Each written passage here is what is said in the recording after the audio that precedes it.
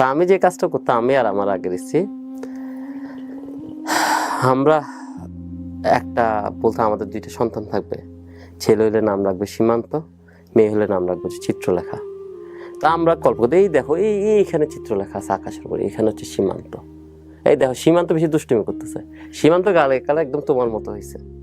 It was like lively, মানে আমাদের কাছে এটা মনে হচ্ছে আসলেই আমাদের কমন টপিক্সে ছিল যে সীমান্ত এখন কি করতেছে, চিত্রলেখা কি করতেছে, সীমান্তর কে মানুষ করবে, চিত্রলেখা কে মানুষ করবে, সীমান্ত কোন স্কুলে পড়বে, কর্তব্য স্কুল পড়বে, সে কখন থেকে তার স্বাধীনতা পাবে, এভরিথিং। যেদিন আমার স্ত্রী যে বিছনায় বলে যে আই ওয়ান্ট ডিভোর্স, আমার হঠাৎ করে কি মনে হচ্ছে জানেন, হঠাৎ করে চিত্রলেখা সীমান্ত হারাই গেছে, হঠাৎ করে ওরা বোধহয় কান্না করতেছে, ওরা আসবে না পৃথিবীতে। মানে এটা আমার কাছে এতটা শকিং ছিল কি চিত্রলেখা সীমান্ত কি আসলে আসবে না।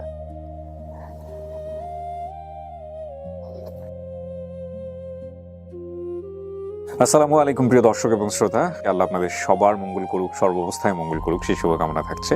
তো আমি যে মানুষটাকে আজকে এখানে উপস্থাপন করতে চাচ্ছি, তাকে আসলে ফেস দেখে বা তার ঘরানার, বাংলাদেশের যে সোশ্যাল ওয়ার্ক হয় সেই ঘরানার চেনেন না এমন কেউ মানুষ খুঁজে বের করা খুব মুশকিল।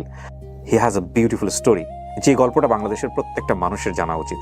কে দেখবে কে দেখবে না সেটা আমি মাথায় রেখে গল্পটা ধারণ করছি না, কিন্তু আমার কাছে মনে হচ্ছে আমি বিদ্যানন্দের কিশোরদাকে আজকে আমি ধারণ করতে চাই আমার এই সেলুলয়েডের ফ্রেমে, এবং যেটা একটা আর্কাইভাল ভ্যালু হবে। তাকে যদি জানার প্রয়োজন হয় তাহলে এই এপিসোডটা তারা যেন দেখবে।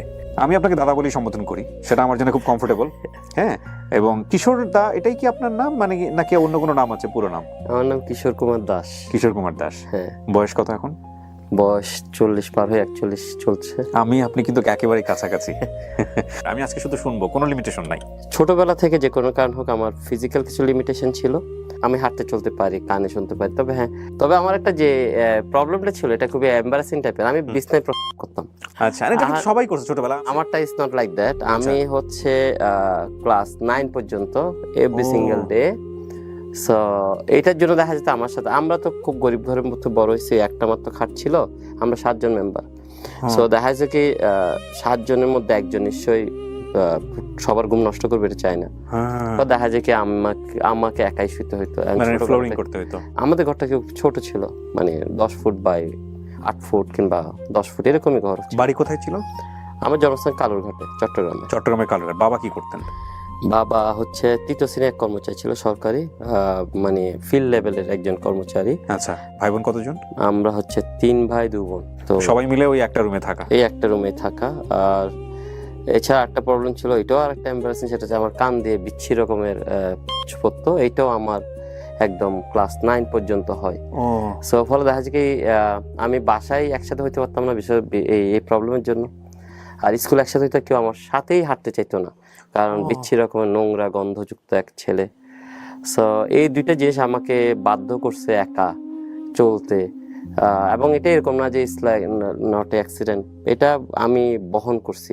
মানুষ যখন বিপদে পড়ে যে কোনোভাবে সলিউশন করতে চায়, সো মা বাবা অনেক ডাক্তার দেখাইছেন এটা সলিউশনের জন্য, এটা কোনো মানসিক সমস্যা কিনা কিনা কোনো সমাধান হয় না। পরে একদিন মানে খুব ধার্মিক এক গুরু টাইপের দেখা হয়েছিল, উনি আসছেন অনেক বেশভূষা নিয়ে।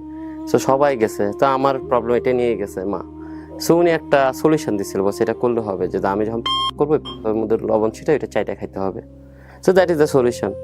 এবং আমার যেটা সলিউশন দরকার I did it, but it never solved.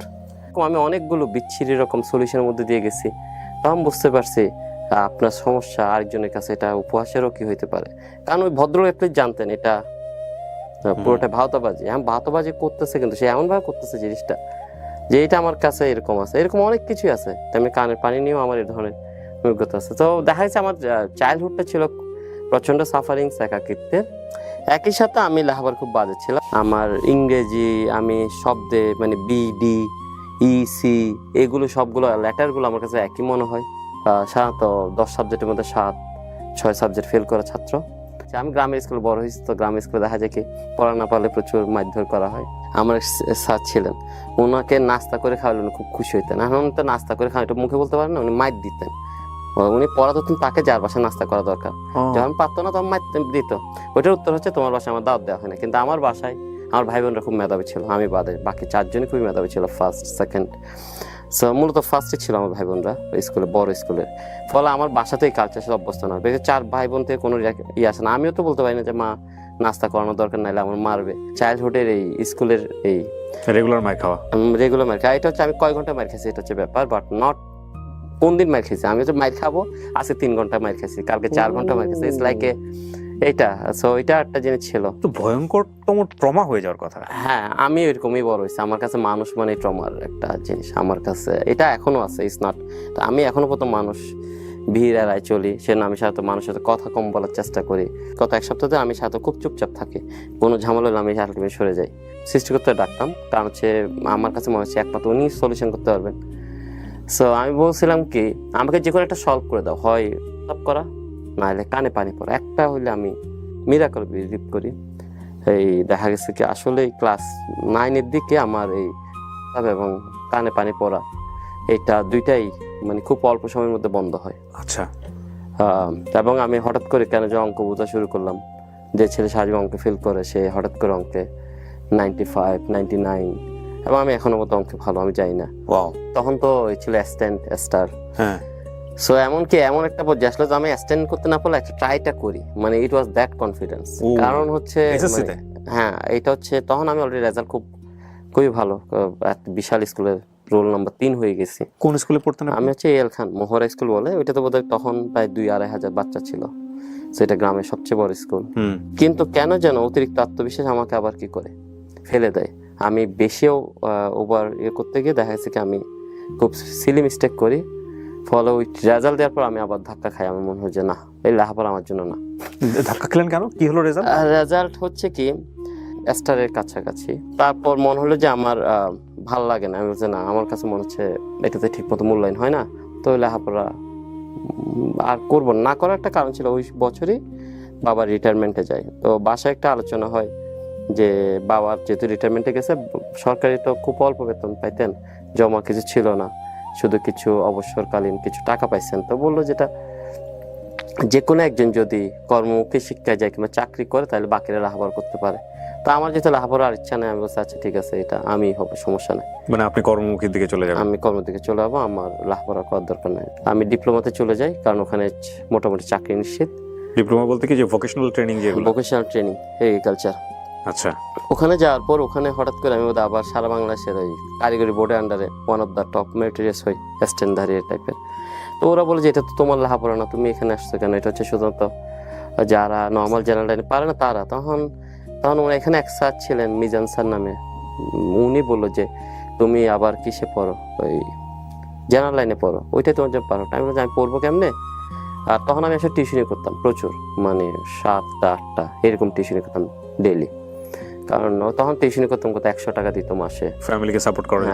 আমি পাগল মতো এই কাজটা করতাম। বাসায় বললো যে আমাদের পক্ষে তো খরচ চালানো সম্ভব না, তুমি যদি জমাইতে পারো তাহলে করো। আমি আচ্ছা ঠিক আছে। তো 2 বছর লেখাপড়া গ্যাপ দিয়ে আবার ইন্টারে ভর্তি হলাম। ওই আসলে আমি তখন 2টা কোর্স করতাম, একটা ডিপ্লোমা, একটা দিকে ইন্টার, আর এদিকে আমার টিউশনি। সো শেষ পর্যন্ত আমি বোধহয় লাস্ট 3 মাস এইচএসসি এর আগে 3 মাস আমি লেখাপড়া করে আলটিমেটলি এইচএসসি পরীক্ষা দিই। তারপরে যে চুয়েটে পড়লাম কম্পিউটার সায়েন্সে। চাইল্ডহুড অবস্থা ছিল এরকম, আমাদের আসলে এই শুধু ডাল আর ভাতই হইতো, এবং সেটাও 2 বেলা, আর পরিমিত খাবার, দ্বিতীয়বার খাবার নেওয়ার নিয়ম নেই, অল্প পরিমাণ ভাত। এইটাও কিন্তু আমাদের 30 দিন নিশ্চিত ছিল না। সো কোনো দিন দেখা যাচ্ছে কি হয়তো মা কারো থেকে হয়তো ধান নিচ্ছে, বাবা 2 দিন ধরে করছে। এটা মানে আমাদের সাথে আমি যেটা জানি 15 দিনে টাকা শেষ হতো, এরকম একটা। আচ্ছা। আর ভাগ্য ভালো ছিল যে সরকারি বিশ্ববিদ্যালয় ছিল, লাঞ্চ এবং ডিনার খুবই সস্তায় পাওয়া যেত, 8 টাকা নাকি 9 টাকা নিত, ওইটা ম্যানেজ করতে পারতাম। আর ওইটার ভাতটা আমি সাধারণত অনেকদিন ওই রাতে রেখে দিতাম, বেশি করে নিয়ে এসে ওইটা আবার সকালবেলা খাইতাম। সবচেয়ে বড় কষ্ট হতো ওই ভর্তির সময়টাতে, খুবই অল্প টাকা ছিল, 1300 টাকা সে সময়, 1300-1400।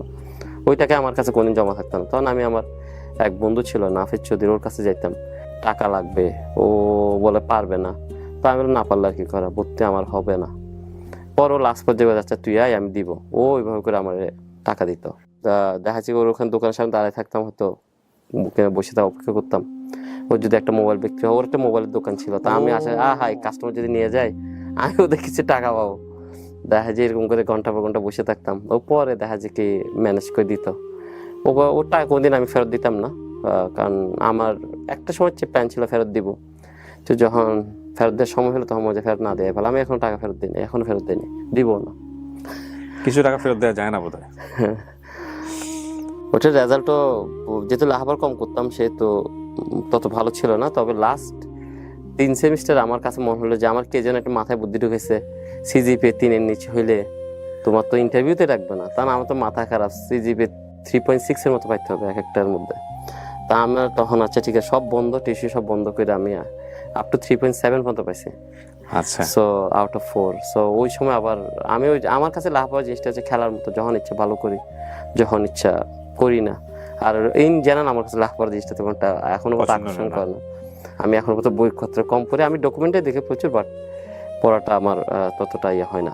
যেদিন আমার ফাইনাল প্রজেক্ট হইলো সেদিন আমি বুঝছি যে আমার ইনকাম লাগবে। বিশেষ করে আমার একদিনও ওয়েট করার সময় নেই, আমি 5টা বাজে বোধহয় আমি প্রেজেন্টেশন শেষে পরে আমার একটা বিছনা, একটা বালিশ আর চাদর আর কয়েকটা কাপড় নিয়ে রাতের ট্রেনে আমি এই কমলাপুরে নামি, কারণ আমার চাকরি পাইতেই হবে এবং সেটার জন্য কি নেই, আমার সময় নেই। কেরানি পোস্ট থেকে শুরু করে সিইও পোস্ট যা আছে, বিডি জবস সবই অ্যাপ্লাই করছি, যে কোনো বাস বিচার নেই আমার, যেখানে আমার কাছে জীবনে আমার অপশন আমি কোনদিন অপশন দেখি নাই, যেটাই ডাকে 1.5 মাসের মাথায় চাকরি পাই একটা। এটা হচ্ছে BDCom, internet company, internet provider. কি হিসেবে জয়েন করেন ওখানে? Software engineer. সফটওয়্যার ইঞ্জিনিয়ার, আমরা সাবজেক্ট কেন্দ্রিক জব পান আপনি? হ্যাঁ, আমি সাবজেক্ট কেন্দ্রিক জবই পাইছি। তারপর একটা জাপানি সফটওয়্যার কোম্পানিতে জয়েন করি, ওইটা সিনিয়র সফটওয়্যার ইঞ্জিনিয়ার হিসেবে। তারপর আমি ওয়ারিদ কিংবা এয়ারটেলে চলে যাই, 5 বছর উপরে এয়ারটেলে করি। চাকরি ছাড়ি হচ্ছে আমি সাথে সিনিয়র এক্সিকিউটিভ হিসেবে। তারপর আমি যাই হচ্ছে একটা রাশিয়ান কোম্পানি ওলো, ওইটাতে যাই হচ্ছে কি নাম এটা? ওলো বাংলাদেশ। এখন বোধহয় তেমন একটা অ্যাক্টিভ না, তখন একটু বড় ছিল। ওইটাতে আমি হেড অফ প্রোডাক্ট হিসেবে, পরে হেড অফ মার্কেটিং হই। ওখান থেকে আমি আসলে পেরুতে যাই হেড অফ প্রোডাক্ট হিসেবে। আচ্ছা আচ্ছা। পেরুতের যাওয়ার কারণটা ছিল হচ্ছে অনেকটা এরকম, এটা একটা অভিমান থেকে। আমি আসলে 2011-তে প্রথমবার বিয়ে করি, সে আমার অনেক পুরাতন সম্পর্ক। ইউনিভার্সিটি যে আমাকে আলটিমেটলি বিল করে দিয়েছিলেন আমার লেখাপড়া, মানে যা আলটিমেটলি আমার কিশোর কুমার ফার্স্ট ওখান থেকে শুরু, যে মানুষটার হাতে সে আলটিমেটলি তার সাথে আমার বিয়ে হয় 2011-তে। আচ্ছা, 7 বছর সম্পর্ক পরে বিয়ে হওয়ার পরে আলটিমেটলি আমার সংসারটা বেশি দিন টিকে নাই। মাত্র কেন টিকে নাই? আমি যেটা মনে করি আমার সে ওয়াইফ অনেক রিচ পরিবার থেকে আসে। সো প্রেমের সময় যেটা খুব প্র্যাকটিক্যাল মনে হয়েছিল সেটা হইতে পারে যখন বিয়ের পর দেখলো যে it's not that easy adjust করা, কারণ আমার ঘর, আমি তখন একটা চাকরি করলো, আমার ঘর খুবই টানাটানির মধ্যে চলে। কত বছরের সম্পর্ক ছিল আপনাদের? আমাদের সম্পর্ক ছিল 7 বছর। এটা কি ইউনিভার্সিটি যাওয়ার পর? ইউনিভার্সিটি যাওয়ার মাঝামাঝিতে। তবে যে সময় আমার সম্পর্কটা হয় সেই সময় আমি আসলে তেমন একটা ভালো শেপে ছিলাম না। মানে চুজ করলো কেন আপনাকে? Is there any reason? Fantasy? Reason ছিল, রিজন একটা জিনিস বলতে পারি, সেটা হতে পারে ওই সময় আমি যেটুকু জানি ইউনিভার্সিটিতে আমার রেজাল্ট তত ভালো ছিল না, কিন্তু আমি সেই সময় বিভিন্ন কো-কারিকুলাম অ্যাক্টিভিটি করতাম। আচ্ছা, বিতর্ক হোক, আমি আসলে বিভিন্ন অর্গানাইজিং টিমের সাথে প্রেসিডেন্ট ছিলাম, আমি র্যাগের চিফ কর্মীর ছিলাম, পূজার্জন পরিষদের প্রেসিডেন্ট ছিলাম। সো আলটিমেটলি একটা মানুষ কে আকর্ষণ ক্ষমতা আমার ততটা গুণ না থাকলেও কয়েকটা ছিল, সাংগঠনিক ক্ষমতা ছিল। হ্যাঁ, সাংগঠনিক ক্ষমতা ছিল। আমি সম্পর্ক করতে চাই, সাধারণত অফার অ্যাকসেপ্ট হয় না, বাট আমি কেমনে ম্যানেজ করে ফেলি। আমার 2টা সম্পর্কে ছিল হচ্ছে না আমি এবার সম্পর্ক করি না, তাই আমি বললাম আচ্ছা ঠিক আছে 3 মাসের জন্য একটা প্রজেক্ট হিসেবে আমরা সম্পর্ক করি। আচ্ছা, তো 3 মাস আলটিমেটলি 7 বছর, 3 মাসের জায়গায় 7 বছর হয়ে গেল। সংসার কাগজে কলমে ছিল হচ্ছে 4 বছরের মতো, কিন্তু আমরা আসলে একসাথে বোধহয় আমি যখন বুঝতে পারি যে আমাদের মধ্যে অনেক গ্যাপ, সেটা ছিল মাত্র 6 মাসের। 6 মাস কি 7 মাস এরকমই এক্স্যাক্টলি। আমি আসলে ডেট টাইমে ততটা ভালো না, 6 থেকে 7 মাস। কিন্তু আপনি তো তখন জব করছিলেন, আপনার একটা ভালো স্যালারি হচ্ছে, স্ট্যাটাস হয়ে গেছে, but still there is lots of difference. একটা ডিফারেন্স হচ্ছে আমার হচ্ছে কাঁচা পয়সা যেটা হইতে সময় লাগবে, আর আমার টাকা থাকলো আমি তখনও প্রথম আমি পরিবার হ্যান্ডেল সাপোর্ট করছিলাম। হ্যাঁ, আমি আমার বাসা ভাড়া তখনও খুবই অল্প পরিমাণ, আর উনি যে পরিবার থেকে আসছেন ওরা অনেক আগে থেকেই, কারণ আমার ফাদার সেক্রেটারি ছিলেন গভর্নমেন্টের। সো পরে দেখা গেছে কি যে তারা ওই জিনিসটা তাদের বাসায় কাজের মানুষ আছে, আমার বাসায় নাই, আমার বাসায় নাই। So there is lots. এটার জন্য আমি তাকে ব্লেম দিব না, আমি যেটা মনে করি এটা আমাদের দুজনের ইনম্যাচুরিটি ছিল, ঠিক আছে। তারপর আমি একটা যে মনে করি যে আমার এই জায়গা আসার পিছিয়ে যেহেতু তার কন্ট্রিবিউশন, আমি সেই জন্য আমি still now I am grateful, মানে exactly, definitely we are also. তো এটা যখন আপনার ডিসিশন হয়ে গেল যে ডিভোর্সটা দিতে হবে, এইটার ফ্রাস্ট্রেশনটা কি আপনার দেশের বাইরে চলে যাওয়া, বা আপনি ডিসিশনটা নিলেন পেরুতে চলে যাবেন? ছিল হচ্ছে এরকম না, ডিভোর্সটা এইভাবে হয় না। ডিভোর্সটা হচ্ছে যে আমি সেপারেট থাকতে চাই, that was the discussion from that side.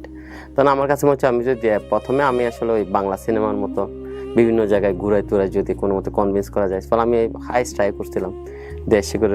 আমার একটা সমস্যা ছিল, আমি সময় বেশি দিতাম না। আমি ওয়ার্কহলিক ছিলাম, কাজ করতে প্রচুর পছন্দ করি, ফলে আমি আসলে ওই বাসায় যে বেশি সময় তো এটা আমি আসলে মানতাম না। ফলে এটা বোধহয় একটা বড় কন্ট্রিবিউশন ছিল, হচ্ছে না আমি রিকভার করার জন্য সবকিছু করার চেষ্টা করি, কিন্তু by this time already damage is done. দূরে গিয়ে দেখি যে যদি সম্পর্কটাও যদি মানে শূন্যতা ফিল করে, তাহলে তো সম্পর্ক আবার পুনর্গঠন হবে। তো ওইটার ভিত্তিতে আমি করলাম যাচ্ছে ঠিক আছে বিদেশ যাওয়া যাক, গেলে হইতে পারে। তা আমি বিদেশ গেছি আসলে আরো কাছে আসার জন্য। আপনি পেরুতে চলে গেলেন? আমি পেরুতে চলে গেলাম। ওইটা হচ্ছে আমার তখন আমার অলরেডি অফারটা আগে ছিল, আমি অ্যাকসেপ্ট করি নাই। ওই সময় বলে যাচ্ছে আমি যাব। Okay fine. পেরুতে গেলাম, নতুন দেশ, ভাষা জানি না, কালচার জানি না। আমি আসলে পেরু দেশটা ব্রাজিলের পাশে অ্যামাজন জঙ্গলের, মানে পেরুর বড় একটা অংশ অ্যামাজন জঙ্গলের মধ্যেই। আপনাকে কোথায় ফেলছে? অ্যামাজন জঙ্গলে? না, আমাকে সিটিতেই ফেলছে। এটা একটা, আমি একটা রাশিয়ান কোম্পানির হয়ে যাই আর কি। তো হলো সো, কিন্তু আমি করতে এখানে ইন্টারনেটের বিজনেস, ওরা মেইনলি ইন্টারনেটের বিজনেস, কিন্তু তাদের আসলে অনেক রকমের ব্যবসা আছে, বাট মেইনলি ইন্টারনেট। আমি যে প্রজেক্টের কাছে এটা ইন্টারনেট বিজনেস ছিল। আমি সব পরিবার জানতাম না, জানলে হয়তো অতটা উৎসাহ হইতাম না। আমি আসলে জানতাম না যে তারা যে ইংলিশ একদমই জানে না, হ্যাঁ, তাদের খাদ্যাভ্যাস আমার যে আকাশ পাতাল তত্ত্ব, এটা জানতাম না। ওকে, গেলাম, গিয়ে পড়লাম বিপদ বলতে। আর আমি তো আসলে একলা গেছি, ওখানে কোনো বাঙালি নাই, কোনো ইন্ডিয়ান নাই। ওই শূন্যতাটা আলটিমেটলি আমার লাইফে একটা বড় শিক্ষা দিছে। আমি আবার একটু পিছনে যাব, আমি যখন ছোটবেলা থেকে না একা একা বড় হই, আমি সাধারণত মানুষের মাঝে থাকতে পছন্দ কম করতাম। কারণ হচ্ছে দুইটা জিনিস ছিল। এক নম্বর হচ্ছে সমাজে সাধারণত যার ব্যাড লাক, তার থেকে ব্যাড লাকের শুরু, এটা অন্যরা মনে করে। মানে যে অলরেডি দুর্দশার মধ্যে আছে, সো ওকে আলটিমেটলি যে কোনো কাজে অপয়া কিংবা দুর্ভাগ্যজনক ভাবে আপনাকে ট্রিট করা হতো। আপনি ছোটবেলা থেকে এরকম? এটা আশেপাশে এটা তো আর ডিরেক্টলি বলে না, তাহলে যাই তুই এখান থেকে সর, এটা ভালো হয়। আমি বুঝতাম যে সামহাও, সো ওই জন্য দেখা যাচ্ছে আমি আলাদা থাকতে পছন্দ করতাম। মিস্ট্রিট হইতে হইতে দেখা যাচ্ছে আর ভালো লাগতো না আর কি, যেন আমি একাই থাকতাম। সো আমি নর্মালি যেটা করতাম সেটা হচ্ছে, ওরা খেলতেছে, আমি একটু দূরে গিয়ে দাঁড়ায় থাকতাম। তো আমি ওখান থেকে দেখতাম ও কি করতেছে, ও আমি তার কাছে শুনতাম। আমি বলছি ও এখন কি কথা বলতেছে, এটা রেসপন্স কি হইতে পারে। আমি সবের ভার্চুয়ালি এগুলো কল্পনা করাটা আমি শুরু করি। একটা সময় বিশ্বাস করতাম যে সৃষ্টিকর্তা হইতে ভুলবশত কিছু বানাই ফেলে, ঠিক আছে। সো আমার কাছে হচ্ছে আমি এরকমই একজন পৃথিবীতে ক্রিয়েচার, যেটা আসলে তথা পৃথিবীর দরকার। কারণ আমি কোনো কিছুই কাজে লাগতাম না, কোনো কিছুতে আমার কোনো কাজ নাই। সবাই দেখতাম যে কেউ কোনো না কোনো ভাবে কন্ট্রিবিউট করতেছে, তার পরিবার হোক। কন্ট্রিবিউশন ইজ নট, ছোটবেলা তার কি কন্ট্রিবিউট, লেখাপড়া করে এটাই কন্ট্রিবিউশন, মা বাবার খুশিতে কন্ট্রিবিউট করা। সো আমি ঘরের কাজ করতাম, কিন্তু আমার কাছে মনে হতো যে অ্যাটলিস্ট আমি পরিবার কিংবা সমাজে কারো পুলকিত হওয়ার জায়গায় নেই। সো এটা এক পর্যায়ে মনে হলো যে হইতে পারে। আর আমি আসলে অতিষ্ঠ হয়ে গেছিলাম, আর কত আমার কাছে এক একটা দিন আমি কাউন্ট করতে পারতাম, দিন এত লম্বা হয় কেন? আজকের দিন তো গেছে, কালকের দিন আবার কত লম্বা হবে। কারণ প্রতিদিন আপনি সকালে জানেন যে আজকে কয়টা মাইর খাবেন, কয়জন টিচার মাইর খাবেন, তারপর হচ্ছে বিস্তারিত কখন করবেন, কখন আপনার সকালবেলা কারণ এগুলো নিয়ে শুকাও, করো। খাবার টেবিলে কেউ পাশে বসতেছে না, মা প্রচুর মারতো, আবার একই সাথে বুঝতো যে কষ্ট পাইতেছে, এটাও বুঝতো। তো যাই হোক, এক সময় মনে হলো যে না, এটা তো মানে আমি মারা গেলে কি আর যায় আসে। সো ওই সময় একবার মনে আছে কি, ছোটবেলা একদম খুব ছোট, তখন হঠাৎ করে হইলো যে আবিষ্কার একটা গাছটার নাম জানি না, বলছে এই গাছের বীজ খালি মারা যাবে। আমরা ওর গাছটা কি গাছ বলতাম। ও একদিন নিয়ে 2-4টা খাই ফেলছিলাম। খাই দিয়ে কাজের কাজ কিছু হয় নাই, পেট একটু খারাপ করছে, তারপর কি। তো এরকম অনেক রকম ছোটখাটো বাইক, কিন্তু হার্ট লাইনে কোনো কিছু করি না যে ট্রেনের নিচে ঝাঁপ দিব, কিংবা ওইটা করা হয় না। কিন্তু এই কারণে ভয় লাগতো, ব্যথার ভয় ছিল। মানে ব্যথাহীন ভাবে যতগুলো মরার ধান্দা ছিল সবগুলো একটু চিন্তা ভাবনা করছি, কোর্টে একটু অ্যাপ্লাই করছি। যখন আমি পেরুতে গেছিলাম তখন আমি বেশ ভালো টাকা ইনকাম করতাম। একটা সময় গিয়ে আমার ইয়ারলি বেতন প্রায় 1 কোটি টাকার কাছাকাছি। একটা কোম্পানির হেড অফ মার্কেটিং, বড় একটা কোম্পানির। তো যেটা হয়তো দিনের বেলা আমি এক রাজার রাজা, সবাই অফিসে তো মোটামুটি সবাই ইয়ে করে, রাতের বেলা আমি নিঃসঙ্গ একজন না, রাতের বেলা আমি একদম পুরো একাকী, মনে হচ্ছে পুরোটা একটা হিপোক্রেসি। পুরো বিশাল অ্যাপার্টমেন্টে আমি একলা শুয়ে থাকতাম, তা কি যেন বসন্ত মশাইয়ের পাশে বিশাল বিল্ডিং এর উপরে আমি একলা, ঠিক আছে, এত খারাপ লাগতো। একদিন, 2 দিন, 3 দিন। ভয়ঙ্কর মিসিং হইতো না ওই সময়টাতে? মিসিং বলতে মানে লাইক আপনি তো, আপনার ওয়াইফ তো এই জীবনটাই চেয়েছিল, আপনার সাবেক স্ত্রী বা সামথিং লাইক দিস, তো তখন আপনার সবকিছু আছে বাট স্ত্রীটা কাছে নাই, এরকম কোনো কিছু মিসিং হইতো নাকি? আমি একটা কাজ করছিলাম, আমি যেটা করছিলাম, আমার স্ত্রীর একটা ছবি পুরো দেয়াল জুড়ে, এটা বিশাল ছবি, এটাও জানতো? হ্যাঁ জানতো, সে পুরোটা ছবি আমি যে লাগাচ্ছিলাম, তখন ওটা আমরা সেপারেটেড, বাট স্টিল আমি নর্মালি ওর সাথেই কথা বলতাম, ফটোর সাথে। অফিস যাচ্ছি, অফিস আসতেছি। কি বলেন? হ্যাঁ একদম, একটা বিশাল, এটা আমার প্রোফাইলে এখনো আছে, বিশাল এই ছবির সাথে আমি কথা বলা। এটাও জানতো? সিরিয়াসলি জানতো? হ্যাঁ জানতো। এটা এটা ছিল অনেক বড়, এটা তো আর একদিন 2 দিন রাখি নাই, এটা বছরকে বছর ছিল। মানে ওই ছবির সাথে রেগুলার কথা বলা? রেগুলার কথা বলতাম। তারপর হচ্ছে যখন ঘুমাই পড়তাম তখন দেখছি হ্যাঁ কেউ একজন আছে, বিকজ আমার এতটাই ছিল। পরে এক পর্যায়ে গিয়ে দেখলাম যে এই বাংলাদেশ থেকে কলের পরিমাণ আস্তে আস্তে কমতেছে। আমার স্ত্রী তখন কিন্তু কল দিত, মানে আগের স্ত্রী তখন প্রথম আমি কল দিত, ডেইলি একবার কল দিত। সেপারেট হইলেও মানে আমাদের একটা যে ছিল, আমার জীবনে কোনো ঝগড়া করি নাই, সেপারেশন পর হোক আগে হোক কোনোদিন করি নাই, কারণ আমি এখন বোধহয় রেসপেক্ট করি, ঠিক আছে, because of the contribution. So আমি মনে করি জীবনে আপনার একসাথে নাও চলা হইতে পারে, কিন্তু তাই বলে আপনার কন্ট্রিবিউশন তো আর মিথ্যা হয়ে যায় না। না, ডেফিনেটলি না। সো তারপর হচ্ছে যেটা লং হলিডে গুলোতে পুরো সিটি তো আলটিমেটলি খালি হয়ে যেত, বারান্দায় দেখে আমি মানুষ দেখতাম, হাজার হাজার মানুষ। লং হলিডে মানুষ দেখা যেত না, দিনের পর দিন আমি মানুষই দেখতাম না। আরো যেটা সমস্যা হয়েছিল, আমি মনে আছে যে আমি মানুষের সংস্পর্শ ভুলে গেছিলাম। যেমন ধরেন সংস্পর্শ বলতে, কিন্তু আপনি বাসে গেলে আপনার সন্তানের গায়ে হাত বোলা দেন, ফলে মানুষের টাচ করার যে উষ্ণতা, এটা কিন্তু একটা উষ্ণ ভাব আছে। আমি মনে আছে যে এরকম প্রায় 1 সপ্তাহ গেছে আমি কারো হাত কিংবা কিছু ধরতে পারি না, কারণ বিদেশে তো হ্যান্ডশেক তেমন একটা প্রচলিত না। ওখানে সাধারণত মেনলি হচ্ছে ওরা কিস করে ইয়া করে আর কি, চুমো দিয়ে যে সম্বোধন, ওইটাতে আমি অভ্যস্ত ছিলাম বলে আমি এটা করতাম না। ফলে আমার দেখা যায় কি হইতো না, মানে কার সাথে স্পর্শ করা হইতো না। আমার একটা সময় মনে হয় আমার কাউকে স্পর্শ করা দরকার, স্পর্শ করা দরকার, মানুষ টাচ দরকার। হ্যাঁ হ্যাঁ। সো এক পর্যায়ে ওইটাই মনে হয় যে আমি একটা হিপোক্রেট লাইফ লিড করি, যেটা দিনের বেলা সে রাজা, রাতের বেলা সে নিঃস্ব। সো আমার মনে হয় যে আচ্ছা আমি যদি এখন এখান থেকে লাভ দিই কি হবে, হয়তো একটু ব্যথা পাবো, তারপর মা বাবা অবশ্যই কান্না করবে, কারণ মা বাবার এত প্রিয়, তা কিন্তু একসময় ভুলে যাবে, তারা নর্মাল হয়ে যাবে, বাট আমার কষ্টটা তো এখানেই শেষ হবে। সো ওইটা ছিল আমার পয়েন্ট। আমি বলবো না যে এটা ভুল চিন্তা না শুদ্ধ চিন্তা, এটা আসলে আরেকটা ডিসকাশন। লাভ দিই বলতে কি আপনার অ্যাপার্টমেন্টটা অনেক উঁচুতে ছিল? 13 তলায়। 13 তলায় ছিল। ওখান থেকে আমি আর বিদেশে তো আর গ্রিল নাই, বিদেশে হচ্ছে সবই হচ্ছে ওপেন গ্লেস। আমি সাথে নিজের শরীরে হেলাই দিতাম একটুখানি পারফেক্ট। আমি ওইটাই চাইতাম যে ভাগ্য করতে আমার পক্ষে টানে। So you tried? Yes, I tried. Oh my but yes, I never did it. So ওইভাবেই আলটিমেটলি ইয়া করা। এবং কি আমি যে কেউ ফলো করতো না, মানে ওখানে মরে পড়ে থাকলেও তো বোধহয় 7 দিনে খবর হবে না। না, আমার উপরতলা যে ছিল একদম উপরতলা 14 তলা, উনি ওই সময় মারা যান। উনি মারা যাওয়ার পর আমার আরো কনফিডেন্ট হলো যে না আমি পারবো। আমি থাকা অবস্থায় আলটিমেটলি মারা যায় বলতে উনি 14 তলা থেকে আমার উপরতলা যিনি ছিলেন এক মহিলা, উনি ওইভাবে, কারণ আমি যে বিল্ডিং এ থাকতাম এখানে সবাই ছিল এরকম, মেইনলি হচ্ছে সিঙ্গেল পার্সনদের জন্য অ্যাপার্টমেন্ট গুলো। আমার কিন্তু আশির উঠেছে। এটা কিন্তু এরকম ছিল না যে ফ্যামিলি, মানে বিদেশের বিভিন্ন টাইপের ইয়া হয়, এটা ছিল হচ্ছে মেইনলি কাদের জন্য, যারা সিঙ্গেল এক্সিকিউটিভ টাইপের তাদের জন্য এই বিল্ডিংটা করা। ফলে এখানে ম্যাক্সিমাম মানুষই সিঙ্গেলই ছিল। এবং আপনি পরে ফাইন্ড আউট করতে পারছেন যে she was that kind of like you? Yes, এটা নরমালি ওখানে এটা কমন। বিদেশে আমি যে পেরুতে নরমালি সুইসাইড জিনিসটা একটু বেশি, এবং ওরা সাথে সমস্যা সমাধান করতে না পারলে এটা ভাবে। ও মাই গড। যিনি মারা যান উনি ওইরকমই বয়সে ছিল, কাছাকাছি, একাই থাকতেন ওইখানে। একদিন সকালবেলা শুনে লাভতেন, দ্যাটস ইট। পরে এটা আমি পরিচয় ছিল আপনার সঙ্গে, কথাবার্তা হতো না? নরমালি বিদেশে সাধারণত এটা হয় না, একজন সাথে হয় না। তবে কোন দিক মধ্যে হয়তো লিফটে দেখছি, আমি যাই চিনি না।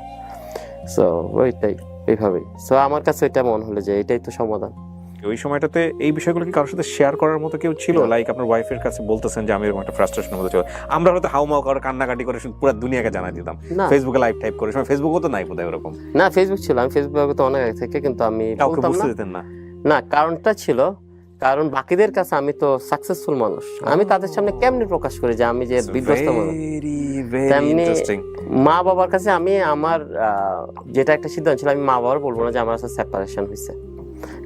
কারণটা ছিল আমি আসলে অনেকটা মানে যখন বিয়ে করি তখন মা বাবা ততটা মত ছিল না। আচ্ছা, যেহেতু আমি অনেকটা জেদ করে বিয়ে করছি, ফলে দেখা যাচ্ছে আমি তো বলতে পারি না যে মা বাবা তখন তো বলে হ্যাঁ তুই বিয়ে করছিস, তুই তো ধরা খাইছিস, তো ওইখানে তো ইজ্জতের তো একটা ইস্যু আছে। আর আমি চাই না যে মা বাবা কষ্ট পাক। তো এই জন্য আমি আলটিমেটলি এই 4 বছর পরে না 3 বছর পরে আমি মা বাবার জানাই যে আমরা আসলে সেপারেটেড। মা বাবা বলতো তুই এরকম বউ ফেলে গেলি কেন, তুই তো আসলে এরকম অমানুষ, এই সেই প্রচুর বহস হয়। মা বাবার কেমনে বলি, মা বউ তো আমার ছেড়ে চলে গেছে। আপনি একা একা কাঁদতেন? আমি যেটা ছোটবেলাতে শিখেছি সেটা কাঁদতে। আমি সাধারণত যে কোনো কষ্ট আমি কাঁদি, আমি তখনও কাঁদতাম, নিজের সাথে নিজে কথা বলতাম, অবশ্যই কাঁদি। বাট আপনাকে দেখে আমার এতক্ষণ পর্যন্ত মনে হয়নি যে আপনি কাঁদতে পারেন। আমি খুব সহজে হাসতে হাসতে পুরো কষ্টের কথাগুলো বলে যাচ্ছেন। গন্তব্যহীন, একেবারেই গন্তব্যহীন, কোথায় যাচ্ছি কি করছি। তারপর হচ্ছে পেরুয়ে যে ছবিটা লাগাইছিলাম বিশাল আমার স্ত্রী, ওইটা আমার কলিগদের যারা আমার বাসায় আমি দেখা যায় কি মোটামুটি মাঝে মাঝে সপ্তাহে 1 দিন কিংবা 2 সপ্তাহে 1 বার আমার কলিগরা আসতো। ঠিক আছে, বাস্তব যে কারণ আছে, পদবি হোক কিংবা আর্থিক অবস্থা হোক, কলিগরা আসতো, ওরা দেখে ইমপ্রেসড হইতো। তো এরা অনেকেই এটা নিয়ে বলতো যে তোমার ওয়াইফ অনেক লাকি এসে, কারণ তারা জানতো যে আমার সাথে আমার ওয়াইফের সেপারেশন, বাট স্টিল তো ওখানের মধ্যে যে কোনো একজন ছিলেন যে আলটিমেটলি আমাকে সঙ্গ দিতেন, যে আমার সাথে প্রতিদিন আসতেন, হেঁটে যেতেন। ভদ্রমহিলা? এক ভদ্রমহিলা। কি নাম ওনার? ওর নাম জেসিকা। জেসিকা কোন দেশের? ওই পেরুবিয়ানি। ও পেরুবিয়ান, আচ্ছা। সো উনি আলটিমেটলি ওই হাট চলতে তখন কি আপনি পেরু ল্যাঙ্গুয়েজটা কিছুটা বুঝলেন? না, আমার এই জেসিকা ইংলিশই পাতা। আমি যে কুমার চাকরি সেটা মাল্টিনেশনাল হয়, সবাইকে ইংলিশ পারা বাধ্যতামূলক। আচ্ছা, ওকে। সো দেখা যায় কি আমরা প্রচুর কথা বলতাম, সো সব চাইল্ডহুডের সেই। তো ওই মহিলার ও ভালো লিসেনার ছিল, তো আমার যে লিসেনার দরকার ছিল, ঠিক আছে, আমি তো বলতে পারতাম না। তো একদিন এই ভদ্রমেয়েকে বলি যে আমি তোমার কি করতে চাই, বিয়ে করতে চাই ডিরেক্টলি। এটা ছিল একটা এরকম, আমি বলে চলো নাস্তা করতে যাই, দুজনে আমরা একই জায়গায় চাকরি করি। তো নাস্তা করতে গেছি যে একটা কফি শপে 9টা কি 10টার দিকে সকাল। তখন আমি সরাসরি বলি যে আমি আসলে এরকম বন্ধুত্বের সম্পর্ক বিলিভ করি না। বন্ধুত্বের সম্পর্ক অলরেডি 1 বছর 1.5 বছর হয়েছে, যেটা আমার তো খুব ভালো লাগে। আমি আসলে কি করতে চাই যে একসাথে সম্পর্ক পার্মানেন্ট করতে, বিয়ে তো আর বলা যায় না, পার্মানেন্ট করতে চাই। তখন সে বলছে এটা বাংলাদেশ না, এটা এখানে এভাবে হয় না, এখানে you need to build it. হ্যাঁ, রিলেশনশিপ বিল্ড। তার আগে কেউ বুঝতো যে আপনি ওকে পছন্দ করেন? বা বিদেশে মানুষ না বোঝার ভান করা বেশি থাকে, তো সব বুঝতো না মনে হয়। আর আমি নিজেও বুঝতাম না যে আমি পছন্দ করি। আমি মনে করি আমি শূন্যতা একটাই পেয়ে বসছে, যেটা যে কোনো কাউকে বোধহয় এটা এরকম হতে পারে। তবে এই আমরা একসাথে অনেক ট্রাভেল করছি, কারণ সে অনেক অ্যাডভেঞ্চার ছিল, আমি অ্যাডভেঞ্চার ছিলাম। বিল করতাম, আমি বললাম যে আমার তো সময় নাই, তা তুমি যে পছন্দ না হয় তুমি আমাকে ক্যান্সেল করতে পারো, পরে তবে আমি বন্ধুত্ব সম্পর্ক রাখার পক্ষপাতী না, কারণ কাছে থেকে আরো বরঞ্চ কষ্ট পারো, তার চেয়ে বরং দূরে সেরে গেলে ভালো। তবে যেটা ব্ল্যাকমেল আছে, আমি ব্ল্যাকমেলিং বলে যাই বলে, এটাই হচ্ছে রিয়ালিটি। আর সে বলে যে আমার তো 3 মাসের বেশি কারো ভালো লাগে না। ভালো লাগলে সমস্যা, 3 মাসে সম্পর্ক বিল করি। ওকে ফাইন, ও প্রপোজ করছে 3 মাস। 3 মাসের সম্পর্ক, আমি 3 মাসের ইয়াতেই আলটিমেটলি সম্পর্ক অ্যাকসেপ্ট করি। ওকে, ঠিক আছে। অ্যাকসেপ্ট করার পর এই ছবিটার প্রতি তখন তার খুব হয় নাই, আস্তে আস্তে আর বলবো যে ছবিটা তার সরাই ফেলা দরকার।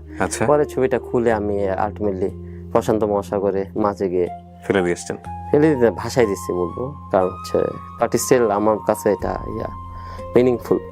ঠিক আছে, মিনিংফুল বলতে কি ওয়ার্ড সেন্স? তখন কি ডিভোর্স হয়েছে? না, তখন ডিভোর্স হয়নি। ডিভোর্স হয়েছে আমার হচ্ছে 2015 নাকি 16-তে। তখন আপনি কি ওকে বিয়ে করেছেন? না, তাও না, বিয়ে করি নাই আমি। আমার ওয়াইফকে বিয়ে করছি অনেক পরের ওয়াইফকে। আচ্ছা। সো এরপর আমরা সম্পর্ক কন্টিনিউ করি, বা অ্যাটলিস্ট একজন বন্ধু পাওয়া গেছে যার সাথে কথা শেয়ার করা যায়, কিছুটা শূন্যতা পূরণ করে। তবে যদিও আমার স্ত্রী বলেন যেটা, সেটা হচ্ছে তোমার একাকিত্ব পুরোটাই নিজস্ব, এইটাতে বোধহয় কেউ ভাগ নিতে পারে না। সো আমি হচ্ছে হাজার ট্রাই করেও কিন্তু ওই একাকিত্বটা বোধহয় করতো। এটার একটা কারণ বোধহয় যেটা বলে সেটা হচ্ছে তোমার ফিলোসফি ডিফারেন্ট। সো ওই জায়গায় বোধহয় তুমি পুরোটা একলাই থাকবা, এখানে আসলে কি নাই। ও কি আপনাকে মানে বুঝে শুনে এই কথাটা বলেছে? হ্যাঁ, কারণ সে বছরকে বছর আমার সাথে মিশেন। যেমন ধরুন আমি আমার সব কথা বলি, সে শুনে, বাট সে কোনো অপিনিয়ন দেয় না, কারণ এটা আমি আসলেই বুঝি না।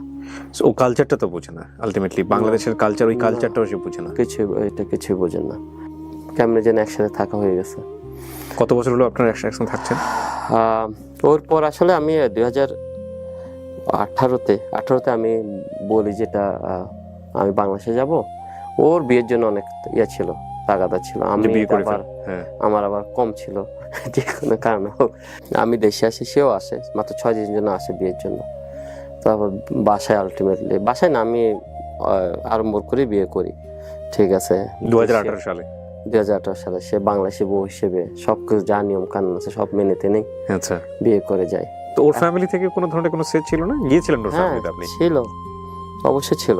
কারণ হচ্ছে একটা ওয়েস্টার্ন ফ্যামিলি হঠাৎ করে কোন একটা অপরিচিত দেশ বাংলাদেশে। ও কি জন্ম পেরুতেই নাকি অন্য কোনো না, ও দেশে? অরিজিনাল পেরুতে, তবে ওর রুট বোধহয় জার্মানির এরকম, মানে ওর প্যারেন্টস এর একটা পক্ষ বোধহয় জার্মানি আর একটা বোধহয় পেরুতে। মেইনলি হচ্ছে এরকম মিক্স পারসন। আচ্ছা, তার ফ্যামিলিতে আসলেই আছে ওই রিলিজিয়াস ব্যাপার স্যাপার আছে। হ্যাঁ, রিলিজিয়াস হচ্ছে। তার আন্টি হচ্ছে সিস্টার বলে না, ক্যাথলিক হ্যাঁ, সিস্টার। চার্চের। হ্যাঁ, সো খুব পাওয়ারফুল একজন ছিল। সো উনি সরাসরি জিজ্ঞেস করছেন যে হোয়াটস ইউর রিলিজিয়ন? হ্যাঁ, what's your religion, do you believe in Christ or something.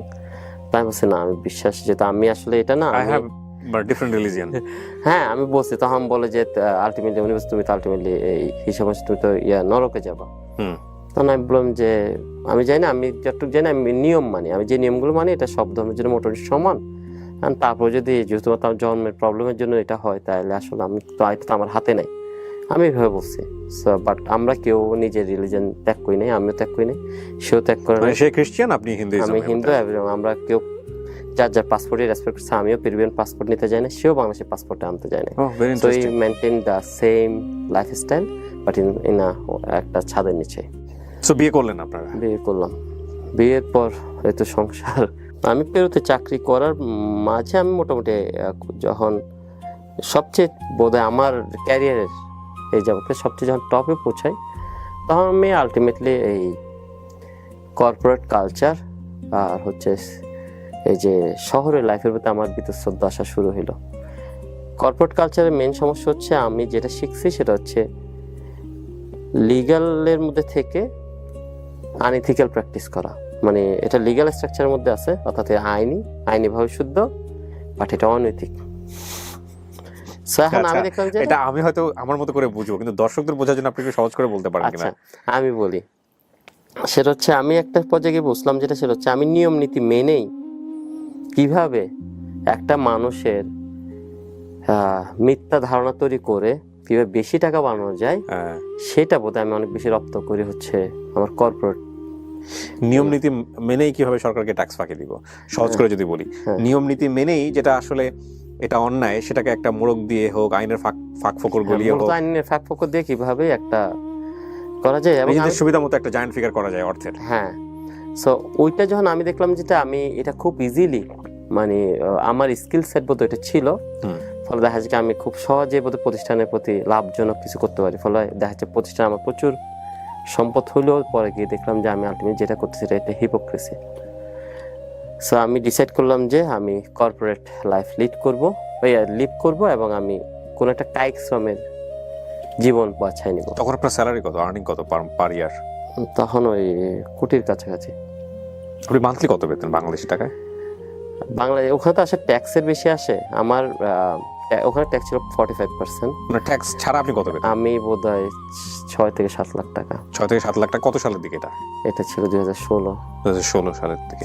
Huge amount. হ্যাঁ, এছাড়া তো এক্সট্রা অনেক ফ্যাসিলিটি আছে। হ্যাঁ, আমার হচ্ছে আমি শুধুমাত্র ওই প্লেন ফেয়ারই পাইতাম হচ্ছে 10 লাখ টাকার মতো প্রতি বছর। সীমিত। আমি তো গরিব ঘরের মানুষ হিসেবে, ফলে দেখা যায় কি এই খরচ কিভাবে করতো এটা এখন শিখি নাই, তখনও শিখি নাই। ঠিক আছে, প্রচুর টাকা থেকে যেত। ওই সময় ঠিক করলাম যে আমি এই কর্পোরেট লাইফ ত্যাগ করে আমি কায়িক শ্রম করবো। তখন আমি করলাম কি, ওই আমার একটা আবার আবাসিক হোটেল ছিল, অর্থাৎ এটা হচ্ছে আমার ব্যবসা অ্যাপার্ট ফ্রম দা। সো এটা মূলত হচ্ছে যারা টুরিস্ট ছিল তারা এসে থাকতেন ওখানে পেরুতে। সো আমি যেহেতু ঠিক করছি কর্পোরেট লাইফ ছেড়ে দিব, ফলে আমি ঠিক করছি আমি শহরের লাইফ ছেড়ে দিব। কারণ আমার কাছে শহরের লাইফটা মনে হচ্ছে কি আমরা একটা সিস্টেমের মধ্যে পড়ে গেছি, আমরা সবাই দৌড়াচ্ছি। তখন কি আপনি বিবাহিত জীবনে? আমি তখনও বিবাহিত জীবন। আমার স্ত্রীর সাথে কথা বললাম, তার কথা তুমি পারলে আমিও পারবো। সে যদি চাকরি করে, সেও একটা মোবাইল অপারেটর বড় ভালো পদে চাকরি করে, বাট স্টিল সে বলছে সে পারবে। হোটেলটাও বিক্রি করে দিলাম। বিক্রি করার পরে আমি ওই হোটেলে আলটিমেট সিকিউরিটি গার্ডের চাকরি নিই, যেহেতু আমার টার্গেটই ছিল হচ্ছে কি কাইক্সরম। কি বলেন, মানুষ পাগল বলবে তো আপনাকে। সো সিকিউরিটি গার্ড মানে আপনি হ্যাঁ, কাইস্ট্রম করে জীবনযাপন করবেন? হ্যাঁ, দ্যাটস মাই অবজেক্টিভ। সো দাঁড়ান, আমি সরি, আমি পজ দিচ্ছি এই কারণে যে গল্পটা অনেক ইউটোপিয়া মনে করবে। এই রিয়েলাইজেশনটা আপনার মধ্যে আসছে মানে ডেফিনেটলি এটার অ্যান্সার আপনার কাছে ছিল। হ্যাঁ ছিল। এতদিন ধরে এত কিছু স্টর্মিং হচ্ছে, সুইসাইড করতে যাচ্ছি, ফ্রাস্ট্রেটেড, কোম্পানি নাই, বিয়ে করেছেন, সবকিছুর পরে লাইফটাতে একটা অন্যদিকে যাওয়ার কথা। তার মানে আপনার ভিতর থেকে আপনি একটা সিগন্যাল পেয়েছেন, যেটাই পান না কেন আপনার ব্রেন আপনাকে বলেছে যে এটাতে আপনি হ্যাপি হবেন, এটাতে গেলে আপনার জন্য ঠিক আছে, এবং সেটা নিশ্চয়ই একটা লজিকও ছিল। আর সত্যিটা বলি, সত্যিটা ছিল যেটা আমি আসলে টোটাল জিনিসের চেঞ্জ হচ্ছে অনেক slow. It was not one, মানে আমি জানি না মানুষ কেন এটা বলে, আমরা তো একটা জিনিস আপনাকে স্পার্ক করে, কিন্তু আমি যেটা মনে আমার চেষ্টা ছিল অনেক স্লো প্ল্যান। আর আমি যে আসলে পাহাড় পর্বতে যাবো এটা আমার প্ল্যানটা ছিল অনেক আগে থেকে, যে একদিন আমি পাহাড়ে ফার্স্ট টাইম যাই তো আমি ঠিক আছে আমি একদিন পাহাড়ে চলে যাবো, এটা যে আমার সৎ ত্যাগ করতে হবে, এটা আমি যে চাকরি ছাড়তে হবে। সো ইট ওয়াজ না। আর কাইক্সমের ব্যাপারটা ছিল হচ্ছে আমি আসলে খুবই ক্লান্ত হয়ে গেছিলাম এই যে কর্পোরেটের হিপোক্রেসি দেখে। ওই সময় একটা অলরেডি আমি সোশ্যালভাবে একটা খুব ভালো স্টেজে গেছি, আমি এটা ত্যাগ করতে পারি কিনা ওটা আমি দেখতে চাইছিলাম। এটা কি আপনার কোন ধরনের কোন রিলিজিয়াস বিলিফ থেকে, না বা আপনার ধরেন এরকম হলো যে আপনার বেবি হচ্ছিল না বা বেবি ট্রাই করছেন না, ওই জায়গা থেকে একটা ফ্রাস্ট্রেশন বা মানে কোন ধরনের এই জাতীয় কোনো না, বিষয়? এটা যেটা মেন একটা ব্যাপার বলি সেটা রিলিজিয়াস ভ্যালু না, আমি শুধু চাইছিলাম হচ্ছে এই জীবনে একজন ত্যাগী মানুষ হব, যে আমি ছোটবেলায় যেটা চাইছি এটা পাই নাই। তো যখন আমি পাওয়া শুরু করছি তখন আমার অভিমান জন্ম নিছে, আমার কাছে এটা আর আমার দরকার নেই, যা পাইছি আমি এটার বুক। আমি এখন পর্যন্ত তাই করি। আমি এখন তো বাসায় গেলাম, আমি বলছি বড় মাছটা কিন্তু বড় খাবারটা আমার দেওয়ার দরকার নাই, এটা যা এখন দরকার তাকে দেওয়া দরকার, তাকে দাও। মানে যখন আমার আগ্রহ ছিল তখন যেটা পাই নাই সেজন্য আমি এখন অভিমান থেকে হোক আর যে কোনো কারণ হোক, আমি এটা আপনি কমপ্লেক্সিটি বলেন যাই বলেন, এটাই রিয়ালিটি।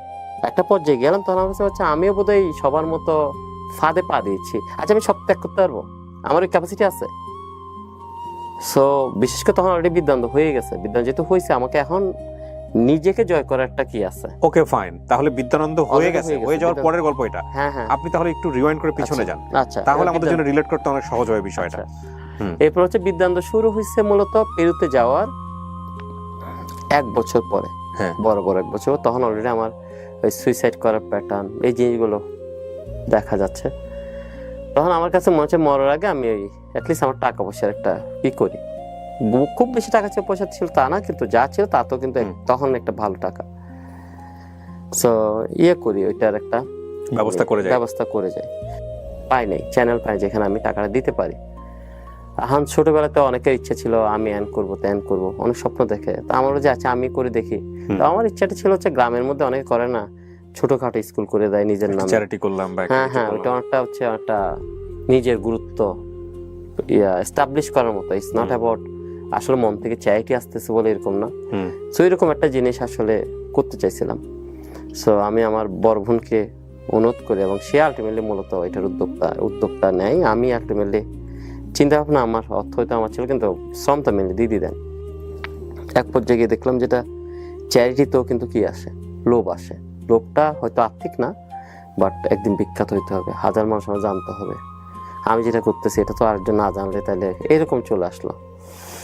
সো এক পর্যায়ে হচ্ছে আমার চেয়ে বোধহয় আমার টিমের এই বোধহয় বেশি ফোকাস পাচ্ছে, ও তো এত ফোকাস পাওয়ার দরকার ছিল, আমার না বেশি পাওয়ার কথা। আমি এটা তো আমার আইডিয়া ছিল। সে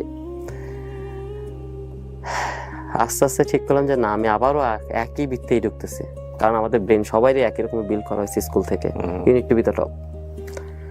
তখন আমি বললাম আজকের এপিসোডটাতে অনেক কিছু শেখার আছে, আপনারা একটু পজ দিয়ে সেন্টেন্সগুলো নিয়ে আমি অনেক কিছু আসতেছে লার্নিং। আমি কাজ করতে পারতেছি, আমি ডেফিনেটলি আমার চেয়ে অনেক ভালো কাজ করতেছেন আপনারা, বাট এপিসোডটা আপনারা পজ দিয়ে দেখেন। উনি মাঝখানে যে ভ্যালুয়েবল কথাগুলো বলতেছে, এই যে স্কুলের কথা বলছে, আমাদের ব্রেনটাকে আসলে ফাংশন করা ফেলা হয়েছে। যেখানেই যান না কেন ওইখানে নিড টু বি টপড, এবং সামহাও আমরা নিজেকে জাহির করতে চাই, নিজেকে এক্সপ্রেস করতে ইন এ ডিফারেন্ট ওয়ে, শুধু অর্থ দিয়ে না, সম্মান দিয়ে হোক বা যে কোনো জায়গাতেই হোক। এগুলো থেকে বের হওয়া খুব কঠিন।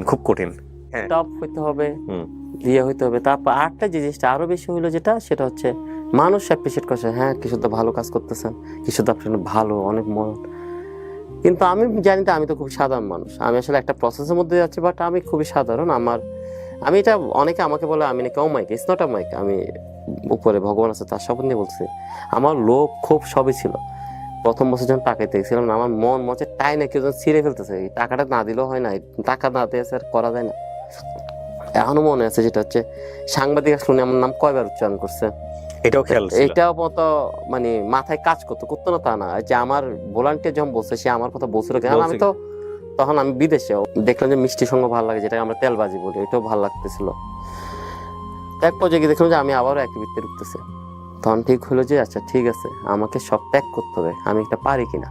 সো তখন আর একটা জিনিস মনে হলো যে আমি আসলে একটা চ্যারিটি করতে চাই, সেটা শুধু সাদা মানুষের জন্য না, অন্য চ্যারিটিদের জন্য। বিদ্যানন্দ নামটা কি প্রথমেই ছিল?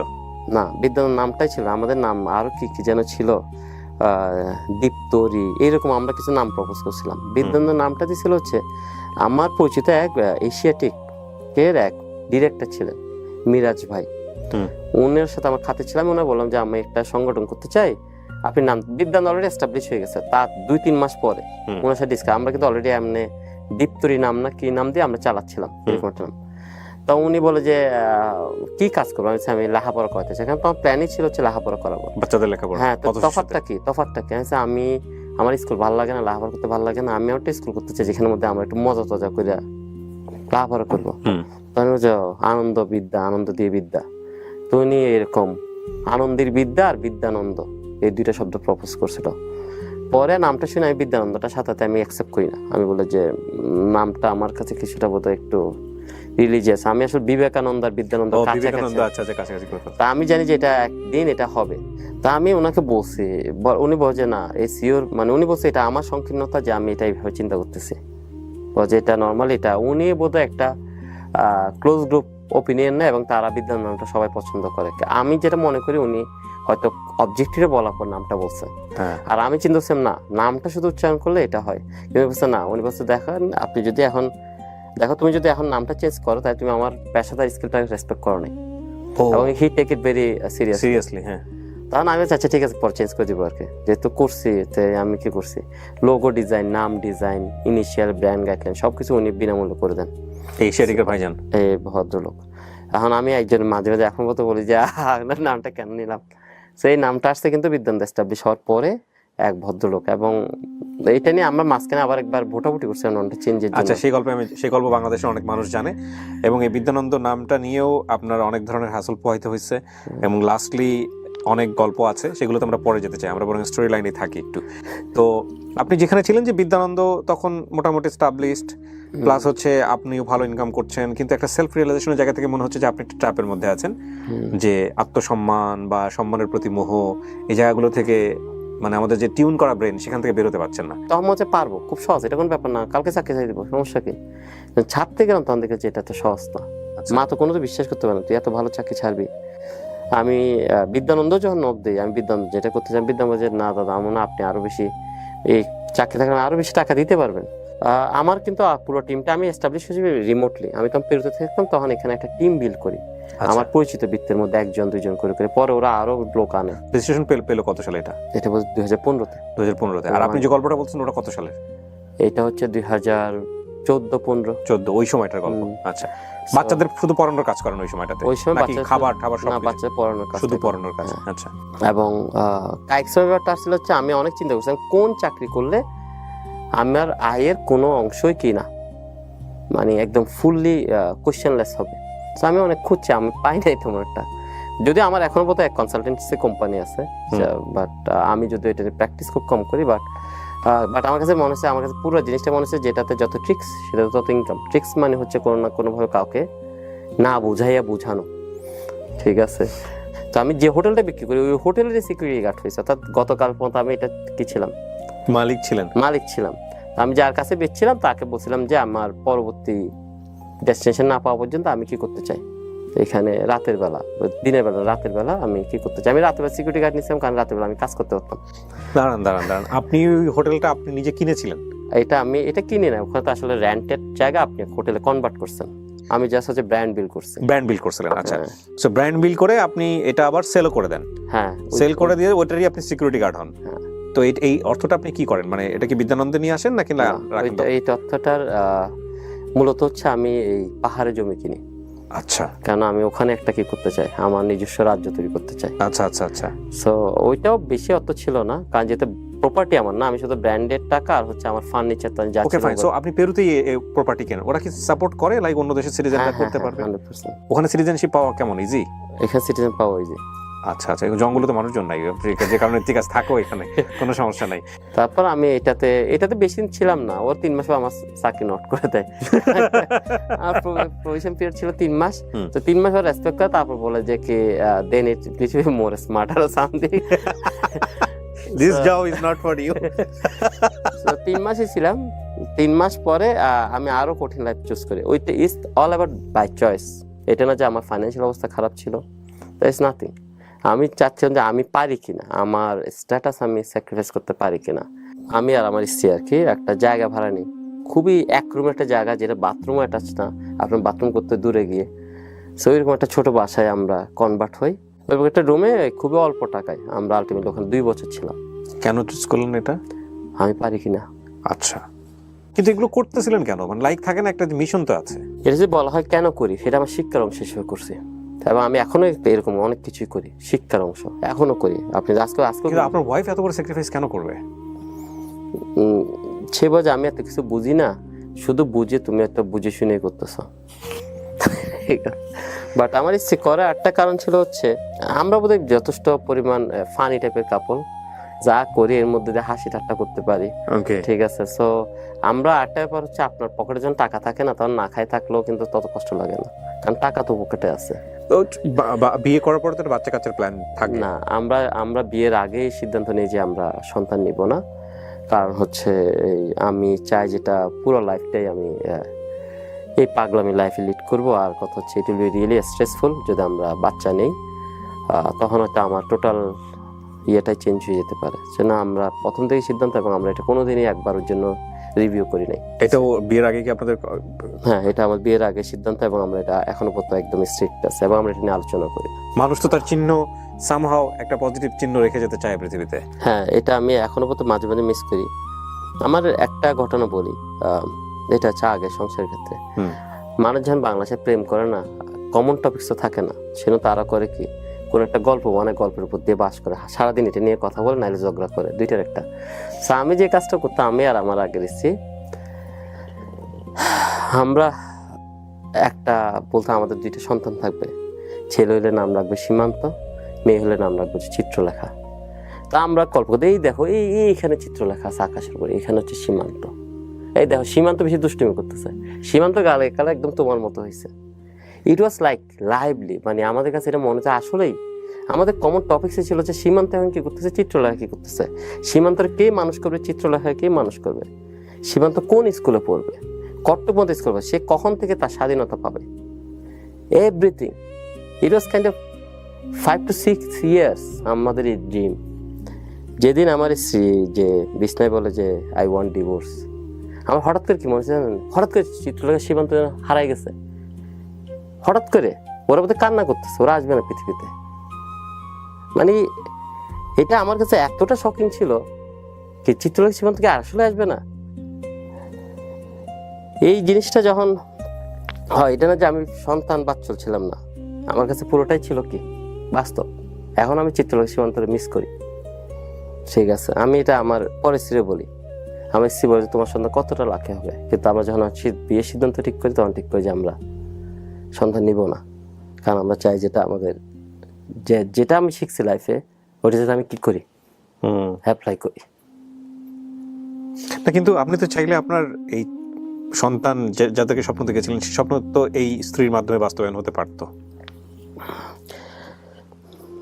আমি যখন ওই চিত্রলেখা কিংবা সীমান্তের স্বপ্ন দেখতাম, তখন আমি ব্যক্তি ছিলাম, একজন ব্যক্তি, আমি লাইফ লিড করতে, সাধারণ লাইফ, যে সংসার, তখন তো আমার আসলে ইয়ে ছিল না। যখন আমি স্ত্রীর সাথে সম্পর্কিত, তখন আমি অলরেডি ঠিক করছি আমি এই পথেই যাব। আমি কিন্তু চ্যারিটিটা কিন্তু আমার নিজের জন্য করছি। কেমন, আমি ছোটবেলা থেকে যতগুলো কষ্টের মধ্যে দিয়ে গেছি, আমি তখন একটা জিনিস চাইছিলাম, পৃথিবীতে একজনও মানুষ না যে একটাই আমার কষ্টটা একটুখানি বুঝবে, একজন, শুধু একজন, এই কোটি কোটি মানুষ। আমি পাই নাই, তো আমি ঠিক করছি যেটা অ্যাটলিস্ট আমি আমার একটা সংগঠন করতে, যেখানে আমি তো সবারটা পারবো না, কিন্তু একটা মানুষের রইলো আমি মানে কন্ডিশন ছাড়া হেল্প করবো। আমি যদি দাদা খুব রুডলি বলি, মানে সামহাও কি মনে হয়েছে যে আপনার বেবিরা আসলে সেখানে একটা আলাদা রেসপন্সিবিলিটি আপনার ক্রিয়েট করতে হবে, সেই সময়টা আপনি হয়তো সংগঠনকে দিলে হয়তো সংগঠনের জন্য ভালো হবে, যে কারণে আপনার এই স্যাক্রিফাইস? এর চেয়ে আরো বড় পরিষ্কার ভাই বলি যে সত হলে আমরা মানুষ, বংশবৃদ্ধি আমাদের দায়িত্ব, এবং আমরা এটা কেন্দ্রিক, এটা আমরা চাইলেও বের হতে পারবো না। তো আমি আসলে প্রকৃতির এই নিয়মকে চ্যালেঞ্জ করতে চাই না। আমি জানি আমি যে সন্তান নেই, আমি আসলে সন্তান বাচ্চলই হব। সত হলে একই মানুষ থাকবো না, ফলে আমার অনেকগুলো কাজ অপূর্ণ থাকবে। যে কারণে আপনার এই ডিসিশন? এই যে এটা একটা কারণ হচ্ছে আমি এই ডিসিশন। আরেকটা কারণ ছিল, আমি চাই না কেউ আমার বলুক কিশোর কুমার তার বাচ্চার জন্য কোনো সম্পত্তি রেখেছে, তা আমরা জানি না। এখন একটা সে কথা কেউ বলতে পারে না, আমার ভলান্টিয়ার কোনদিন বলতে পারে না যে উনি তো কিছুই নেই, উনি রাখবে কার জন্য? কারণ আমার মা বাবা থাকে দেশে, আমি কেন সম্পদ কোর জন্য রাখবো? সবকিছু মিলে আলটিমেটলি আমার একটা সিদ্ধান্ত, যে আমি মূলত দ্বিতীয় রিজনটা মেনলি সেটা হচ্ছে কেউ যাতে বলতে না পারে উনি তো ওনার ছেলে মেয়ের জন্য কিছু রেখে যাচ্ছে। তো দের ইজ নাথিং। এবং আমি মন খারাপ হয়, কারণ সত হলে আপনার নামটা কেউ একজন বহন করতেছে পৃথিবীতে, এটা কিন্তু একটা বিশাল মোটিভেশন। এটা আমি মিস করি কেন জানেন? আমি যেদিন যাবো সেদিন it's gone, there is nobody tell that my father name is this. So এটা মিস করি না তা না, এটা আমার অনুভূতি হয়। স্টাক হয়ে গেলাম একটা জায়গায় এসে। বাবা হয়েছি তো দুইটা সন্তানের, আই ক্যান রিলেট ইউ, যে আসলে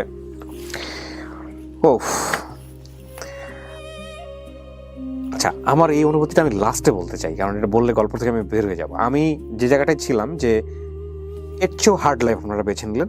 একদিন হয়েছে কি, আমি আবার আমার স্ত্রীকে প্রতিদিন অফিসে পৌঁছাই, মানে স্টেশন পথে পৌঁছাই দিই আর কি। জি। তো একদিন আমি স্টেশন দাঁড়াইছিলাম, তো দেখলাম ট্রেন আসলো, দেখলাম যে হঠাৎ করে ট্রেনের দরজা খুললো, অনেকগুলো হাজার মানুষ নেমে গেল স্টেশনে, আবার অনেক হাজার মানুষ ঢুকে ট্রেন চলে গেল।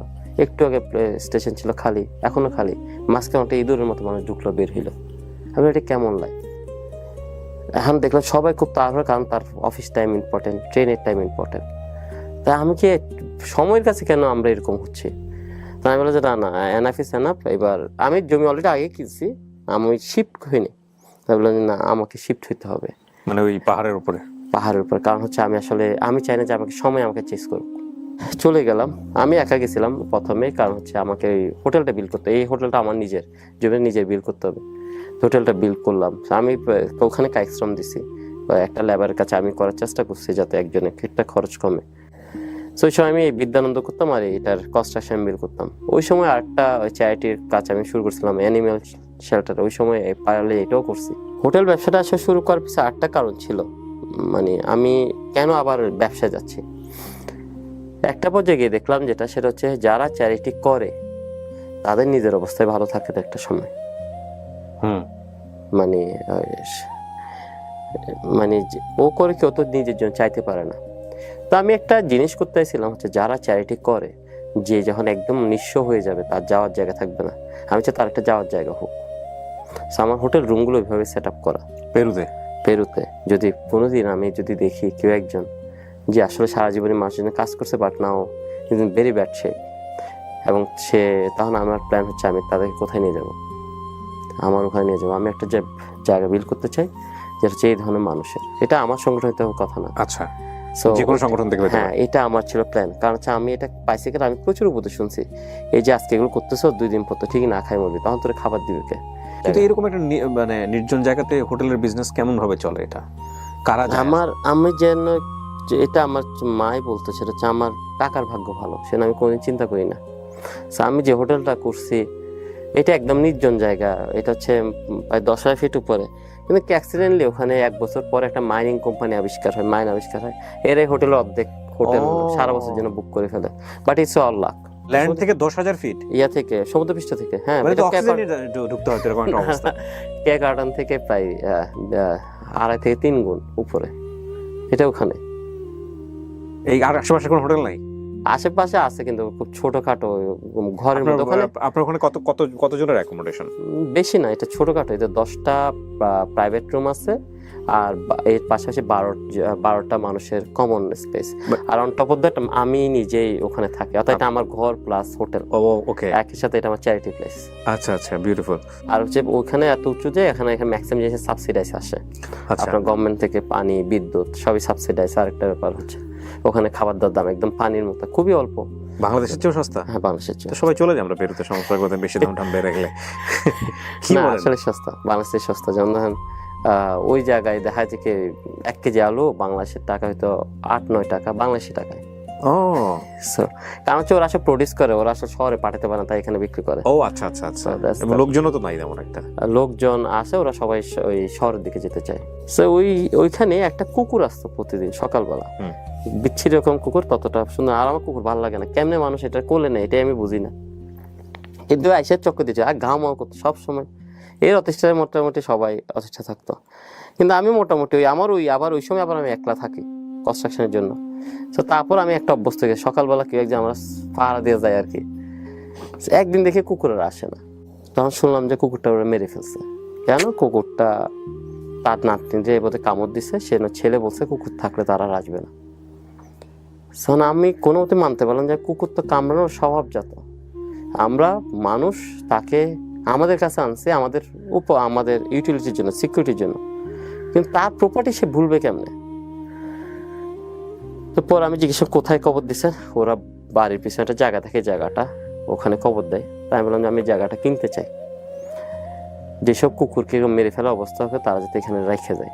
পরে আমি ওখানে একটা প্রায় 150 কুকুরের জন্য একটা করি, এই একটা শেল্টার বানাই। এটা বোধহয় মানে সবচেয়ে সুন্দরতম শেল্টার একটা কুকুর শুধু ডগ রাখবে ওখানে? হ্যাঁ, এখানে সব রাস্তার যে কুকুর আছে তারাই ওখানে, ওরা মানুষ নিয়ে আসে, আমরা ওদের রাখি, ওরা খাওয়া দাওয়া করে, ঘোরাঘুরি করে। ম্যানেজ করে কারা? বিদেশের ভলান্টিয়ার, অর্থাৎ ইউরোপ আর আমেরিকা থেকে ভলান্টিয়ার আসে কন্টিনিউস, প্রতি মাসে অ্যাপ্রক্সিমেট 20 জনের মতো আসে, 20 থেকে 30 জন প্রতি মাসে। ওরা এসে সেটা ফ্রি অফ কস্টে কাজ করে যায়। আর আমার হোটেলের ব্যবসার যে ইনকাম, সেটা মূলত এটা খাবার এবং অন্য ইউটিলিটি। এটা আসলে স্ট্রিট কুকুরের অনেকগুলো প্রবলেম থাকে, যেমন ধরেন এখন একটা প্রবলেম হচ্ছে ওরা সকালবেলা অনেক বেশি স্ট্রেস থাকে, কারণ ওরা বন্দি থাকে, তো তখন ওদেরকে সকালবেলা গান শোনাতে হয়, সাউন্ড সিস্টেম নিয়ে ওদেরকে প্রতিদিন সকালবেলা গান শোনানো হয়। ওদের 2 বেলা খাবার থাকে, মানে they get a different life. আর এটা রিস্কি না, বিকজ ওদের তো কোনো ইনজেক্ট থাকে না, কামড় দিয়ে দেওয়া বা এটা না, আমার সারা গায়ে কামড় দাগ আছে, বাট এটা আমি ইউজড হয়ে গেছে, যেন আমি ওদের সাথে থাকি, ঘুমাই, আপনার এই জলাতঙ্ককে টিকা নিতে হয় নাই? না, ওগুলো প্রথম মনে হয় কুকুর তো আদরই করে কামড়াইয়া। ঠিক আছে, যেন ধর নর্মালি যেটা হয় সেটা হচ্ছে যেটা একটু রিস্কি, যেটা আমি করি সাধারণত, একটা কুকুর যখন অসুস্থ হয়ে যায় খুব বোঝা যায় কোনটা মারা যাবে, এটা বোঝা যায়। সো যখন এটা মৃত্যুর কাছাকাছি তখন আমি কুকুরটা নিয়ে আসি। আমি চাই না যে সে একাকিত্বে মরুক, আমি এটা আজীবন আমার মৃত্যুতে আমার ভয় নাই, আমি ভয় পাই হচ্ছে একাকিত্ব। আমি চাই মৃত্যুর সময় কেউ না কেউ আমার দেখুক, আমি যে মারা যাচ্ছি বিদায়টা দেখ, গুড বাই। সেই জন্য আমি যে কাজটা করি, এটা আমি পশু পাখির ক্ষেত্রে করি। আমি কুকুর যখন অবস্থা খারাপ হয়, আমি বুঝতে যখন পারি, তখন আমি ওরা আমার বিছনায় নিয়ে এসে আমার সাথে ঘুমাই। তো ম্যাক্সিমাম ওরা আমার কোলেই ঘুমাই, কিংবা আমি ঘুমিয়ে আসি আমার হাতে সাথে মারা যায়।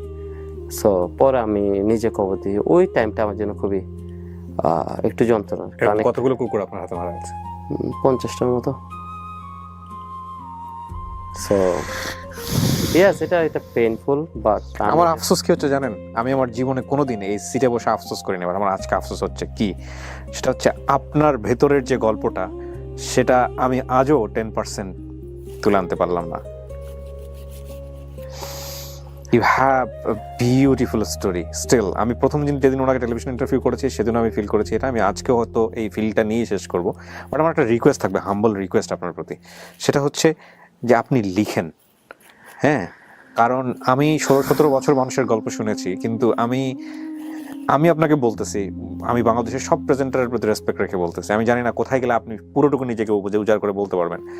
বেস্ট হচ্ছে আপনি আপনাকে বলেন, লিখে যান। হ্যাঁ, এটুকুই শুধু বলার আছে। কারণ আমি পেরুর পাহাড়ের উপর একটা মানুষ, ওই দেশের কুকুরগুলো 50টার মতো কুকুর যারা মারা যাবে, তাকে সে বিছানায় তুলে লালন পালন করছে এবং তার হাতে মৃত্যু হচ্ছে, এবং এই ফিলটা হচ্ছে যে আমি কখনো যেন একাকিত্বে মারা না যাই। এটাকে যদি কোনো লেখক সাহিত্যিক ডেসক্রাইব করেন, তাহলে তো তার বর্ণনার জায়গা থেকে খুব চমৎকারভাবে তিনি লিখবেন, কিন্তু একজন প্রেজেন্টার হিসেবে আমি বলবো আমার ভিতরে যে ফিলটা হচ্ছে সেটা আমি প্রকাশ করতে পারলাম না। আমার আর কিছু বলার নেই। এই পাগলামোগুলো স্ত্রী সহ্য করে কিভাবে? ও সহ্য করে? ওর নাম যেন কি বলছিলেন আপনি? জেসিকা সহ্য করে কিভাবে? পয়েন্ট হচ্ছে এই যেন কুকুরেরটা, এটা ওর প্রজেক্ট না, কিন্তু এখন এটা ওই চালাই, আমি লিটারালি চালাই না। হয় কি, আমি বোধহয় যে একটা জিনিস পারি, আমি একটা মানুষের কাজে ইনভলভ করতে পারি, এটা আমি এখনো পারি। সেটা হচ্ছে আমি আসলে ওই কাজটার বিউটিটা আমি আসলে প্রকাশ করতে পারি। যেন যখন প্রথমবার কুকুর আমরা আনি 10টা কুকুর পর থেকে, ওরা প্রথমবার যখন এক রাত শেষে গন্ধে রুমে ঢুকা যায় না, কারণ 10টা কুকুর যদি যে 20টা, এটা তো আসলে সহ্যের বাইরে। যারা ঢুকছে সবাই বমি করছে। পর আমি ঢুকি, আমার প্রচন্ড বমি লাগতেছে, কিন্তু আমি এমনটা সাহসে কিছুই তো নাই, কেমন কি করো। আমি সে মাস্কের মধ্যে অনেকগুলো পারফিউম দিয়ে দিয়েছিলাম যাতে আমার এটা না হয়। পরে দেখা যাচ্ছে কি আমি প্রথমে করে দেখাই 1 দিন 2 দিন, পরে আসে সে করে, করতে করতে করতে করতে পরে দেখা যায় ওই আরো বেশি অ্যাটাচ হয়। এখন ওখানেই আছেন ওই পিয়া, আর বাংলাদেশে মাঝে মাঝে এসে বিদ্যানন্দ বছরে একবার আসে আমি। বছরে একবার আসেন। বিদ্যানন্দের যে গ্রোথ বর্তমানে, এটা তো এখন আর শুধুমাত্র পড়াশোনার মধ্যে নাই, এটা সবচেয়ে বড় যে জিনিসটা আমরা ফেসবুকে দেখলাম লাস্ট এই কোভিড-19 থেকে শুরু করে সব মানুষ জেনে গেছে বড় আকারে, সেটা হচ্ছে মানুষের খাবার দিয়ে সহযোগিতা। এই কনসেপ্টটা আসলো কেন? ক্ষুধায় আমি খুব কষ্ট পাইছি। সো আমার কাছে যেটা মনে হয়েছে, একটা সম্পর্কের সবচেয়ে বিশুদ্ধতম রূপ হচ্ছে এই খাবার। আপনি নিজে চিন্তা করে দেখেন যে আপনি আপনার প্রিয় মানুষ যে নামগুলো বলবেন, মা বলবেন, স্ত্রীর কথা বলবেন, সন্তানের কথা বলবেন, আপনি সবচেয়ে কাদের সাথে খাবার শেয়ার করেন ওইটার নামগুলো দেখেন, দেখবেন সব কমন। সবচেয়ে বেশি খাবার শেয়ার করছে আমাদের মার সাথে, স্ত্রীর সাথে, সন্তানের সাথে। এটা আমার উপলব্ধিটা হয় অনেক আগে, খাবার এবং সম্পর্ক। তো কাজের সময় আমরা যেটা দেখছি, আমরা একসময় চ্যারিটিকে ব্যক্তির পুরো বিজনেস স্ট্যান্ডার্ড বানায় ফেলি। টেপে থাকতে হবে, অ্যাচিভ করতে হবে, আরও নতুন অনেক সুন্দর সুন্দর টার্ম হচ্ছে, সাস্টেনেবিলিটি, এরকম অনেকগুলো টার্ম আসছে। তা আমি দেখলাম যে আলটিমেটলি এইগুলো কি হচ্ছে, ওই পথে যাচ্ছে।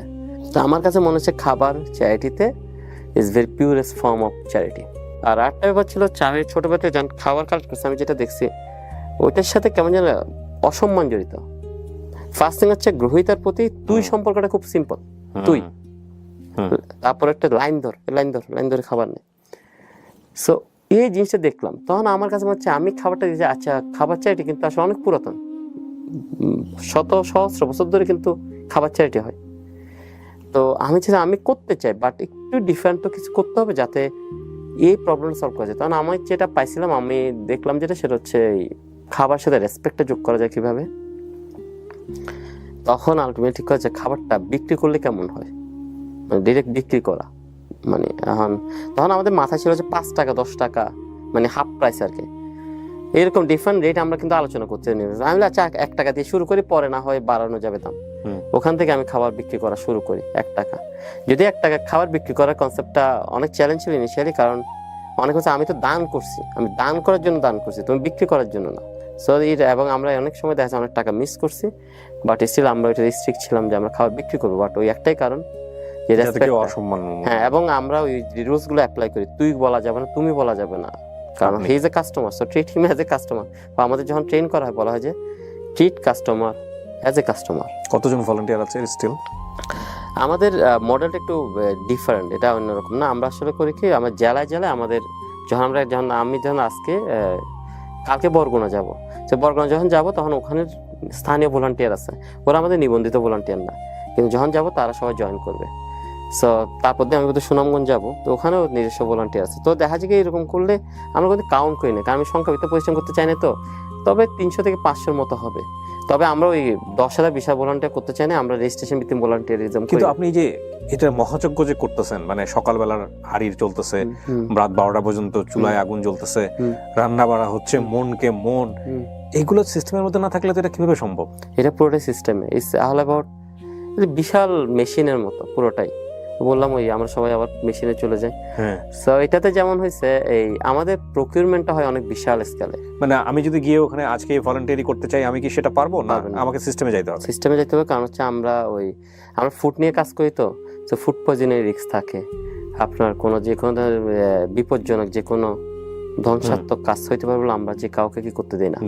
আর রান্নাঘরে আমরা ঢুকতে দিই না। রান্নাঘরে আমাদের মধ্যে যারা একদম পুরো অথেন্টিক তারা শুধু রান্নাঘরে ঢুকতে পারে। আবার আমরা যে রান্নাটা করি এটা সবাই খাইতে হয় যারা এটা ইনভলভ, যাতে একটু বিষক্রিয়া থাকে। তুমি আগে খাও। হ্যাঁ, স্টিল না প্রসেস। যেমন আজকে দুপুরে না আমারও খাইতে হচ্ছে, অর্থাৎ ওই রান্নার সময় যারা ছিল সবাই খাওয়া দরকার। এবং যেমন দুপুরে সকালে আমার নিজেরও খাইতে, যদি আমি থাকি I to eat the same food, এবং লাইক রেগুলার স্ট্যান্ডার্ড, আমাদের আলাদা কোনো মেনু হয় না। এটা কারণ হচ্ছে বিষক্রিয়া হলে যাতে আমরা বলতে পারি ভাই আমরাও খাইছি, আমাদের অবস্থা খারাপ হয়েছে, সো আমরা ইনটেনশনালি করি নাই। সো ফর নাও আমাদের একবারও এই ধরনের কোনো ইনসিডেন্স হয় না, বাট স্টিল আমরা ভেরি কেয়ারফুল। আর বিশাল যোগ্য হচ্ছে আমরা প্রকিউরমেন্টটা করি অনেক বিশাল। আমরা কিন্তু ধরেন এই 5 বছর 10 বছর চাল কিনি, আমরা যখন কিনি তখন কিংবা যখন পাই তখন এই 10,000 কেজি 50,000 একবারে কিনে ফেলেন, একবারে কিনি, কিনে গোডাউন করে ওইভাবে? গোডাউন আমরা ডেলিভারিটা হয়তো ধাপে ধাপে নিই, কিন্তু আমরা ও কেনার আচ্ছা, সময় কিন্তু আপনারা একবারে অর্ডার দিতেন? অর্ডার দিই এবং আমরা এটা কিন্তু সেন্ট্রালি করি, এবং এটা করিও যাতে বিতর্ক না হয় যে আমরা বাংলাদেশে একদম টপ নাম্বার 1 যে তার থেকে কিনি এবং ইম্পোর্টার থেকে। সো देयर इज নাও, আপনি তো খাতির করে এর থেকে নিছেন, হতে পারে কমিশন পাচ্ছেন। আপনি যদি জানতে চান ওখানে গিয়ে আপনি এক্স্যাক্টলি, এবং রেট ইস, আর আমরা যে রেট কিনি এটা আসলে আনবিলিভেবল লো, ভেরি লো রেট। আর একটা ব্যাপার হচ্ছে খাবারের একটা বড় অংশ আমরা আসলে অনুদান পাই, যেমন আমাদের ডিমের, আমরা প্রতিদিন অন এন এভারেজ 7 থেকে 10,000 ডিম রান্না করি এক এক দিনে। সো অ্যাপ্রক্সিমেট হচ্ছে প্রায় 20 লাখের উপরে, 20 থেকে 25 লাখ ডিম রান্না করি এক এক বছরে। সো এই ডিমটা কিন্তু আলটিমেটলি একটা কোম্পানি দেয় একদম ফুল, যা আছে পুরো ডিমই তারা, যা লাগবে শুধু বলতে হবে উনি, এবং ওনারা বলতে পারেন যেটা 2016 সাল থেকে দিচ্ছে রেগুলার, এবং কোটি কোটি ডিম, মানে চিন্তা করে দেখেন ওরাই এইটা করেন, ওরাই গত কয়েক মাসে চালের পর চাল দেয়, হাজার হাজার কেজি চাল। এরা কনভিন্স হয় কিভাবে? ওরা কনভিন্স হয় কিভাবে আসলে আমরা জানি না, তবে যেটা মনে হয় সবাই খুব ছোটভাবে শুরু করে। ওরা বোধহয় একটা জিনিস বোধহয় যেটা ভালো লাগে, আমি যেটা মনে, কয়েকটা জিনিস বোধহয় ইম্পর্টেন্ট। একটা হচ্ছে আমরা যদি নিজেদের বিক্রি করি না, মানে আমি করছি বিদ্যান, কিন্তু আমি করি নাই। 2 নাম্বার হচ্ছে বোধহয় অথেন্টিসিটি। আমাদের হয় কি, আমরা অডিটটা খুব স্ট্রিক্টলি করা এবং খুব রেসপেক্টেড অর্গানাইজেশন দিয়ে অডিট করাই, এবং এই রিপোর্ট আমরা অনলাইনে শেয়ার করি। ঠিক আছে। সেকেন্ড পয়েন্ট হচ্ছে আপনি ভলান্টিয়ারসে জয়েন করতে না পারেন, কিন্তু আপনি দেখার জন্য যে কোনো দিন জয়েন করে যা ইচ্ছা তাই দেখতে পারেন, মানে পুরা যা ইচ্ছা করতে চান। এবং আরেকটা যে হচ্ছে ওখানে গিয়ে আপনি যে কারো গোপন ভিত্তিক খবর নিয়ে আছে আসলে রান্না কত হয়েছে আজকে, যে ওরা 2000 হয়েছিল, ও যে হ্যাঁ হয়েছে। বিশেষ করে কোভিডের সময়টাতে অনেক বেশি কাজে লেগেছে। আমরা দেখেছি যে ট্রাকে ট্রাকে সবজি আসছে, ট্রাকে ট্রাকে খাবার আসছে, আপনারা বাংলাদেশ আর্মি সহযোগিতা নিচ্ছেন, বিজিবি সহযোগিতা নিচ্ছেন। সেই সময় একটা বিতর্কও তৈরি হলো আপনাদেরকে নিয়ে। রিলিজিয়াসলি যেটা থেকে দূরে থাকতে চেয়েছেন, সেই জায়গাটায় বিদ্যানন্দ মিলিয়ে বিভিন্ন কিছু বলার চেষ্টা করা হলো। তো আপনি একটা ফুড নিয়ে যাচ্ছেন, আপনার পিছনে যদি একটা তকমা লেগে যায়, তখন ওই ফুডটা ওই মানুষটা রিসিভ করাও তো একটা ডিফিকাল্ট, হ্যাঁ, যখন ধর্মীয় তকমাটা লাগে। তো এইগুলো কি চিন্তায় আসতেছিল না একবারেও? সত্যি কথা বলে, যেমন ধরেন এই রিসেন্টলিও কয়দিন আগেও আমরা যখন খাবার নিয়ে গেছি, আমরা আপনি খাইয়ে দেখান খাবারটা যে ঠিক কিনা, তো আমরা খেয়ে প্রমাণ করি যে খাবারটা ঠিক। সো এটা আমাদের অনগোয়িং প্রসেস। ওই সময় যেটা হচ্ছে, হ্যাঁ, আমরা অনেকগুলো জায়গায় আমাদের আলটিমেটলি খাবার বিতরণ বন্ধ করে দিতেছে, কেউ আমাদের খাবার ফেরত দিছে, এবং অনেক কিছু হয়েছে। তো আমাদের মন খারাপ হয় একটা জিনিস নিয়ে, সেটা হচ্ছে ওই বেচারা গরিব ছিল, ওরা এদের জন্য পাচ্ছে না, কারণ যে বাধা দিচ্ছে সে তো আলটিমেটলি অভুক্ত থাকে না। তো মন খারাপ হয়েছে, বা ভালোই আমার মনে আছে আমি বোধহয় একদিন কান্না করছিলাম, মানে প্রচুর কান্না করছিলাম যে মানুষ কেন ওদের ক্ষতি করতেছে। আমার কাছে মানে ধর্ম জিনিসটা ডিফারেন্ট, ঠিক আছে, মানে ইটস নট নেসেসারি যে আমাকে এই ধর্মই মানতে হবে। আমি আসলে মনে করি উপরে সৃষ্টিকর্তা একজন আছে, আমি কাজ করতেছি, আমার কাজ মিলতেছে, নিজে তো মন্দিরে তেমন যাওয়া হয় না, এবং আমরা রিসেন্টলি যে হয়েছে, বন্যা হয়েছে, এখানে কিন্তু আমরা ফান্ড তুলনামূলকভাবে ততটা পাইনি, এবং আমরা আফসোস করি না, যা পাইছি, যা মানুষ যতটুকু দিচ্ছে ততটুকু দিয়ে কাজ করবো, না দিলে কি করবো, আমার তো কিছু করার নেই, আমি তো কান্নাকাটি করে আনতে পারবো না। সো বিতর্কে সফলও হয়, এটাও সত্যি কথা, বাট একটু মন খারাপ হয় আর কি। যদি আপনি বলেন ধর্ম মন্দিরে গিয়ে রিলিজিয়াসকে, আমি মন্দিরে যাওয়া রিলিজিয়াস পার্সন না, আমি হার্টলি যাই, তবে আমি সৃষ্টিকর্তা মানি, যে কোনো একজন আছেন, ওনার হিসাব কিতাব আমরা বুঝি না বুঝে চিল্লাচিল্লি করে আমি এইভাবে করে নিজের সংজ্ঞা দিচ্ছি, কারণ আসলে আমি তেমন কিছু বুঝি না উনি আসলে কেন কি করেন, বাট কেউ একজন আছেন এটা বিলিভ করি। যদি লাইফটা আবার রিওয়াইন্ড করার সুযোগ থাকতো, প্রথম থেকে শুরু করার সুযোগ থাকতো, আপনি এখন যা করতেছেন, এখন যেভাবে আছেন, সেই এক্সপেরিমেন্টের মধ্য দিয়ে যাইতেন?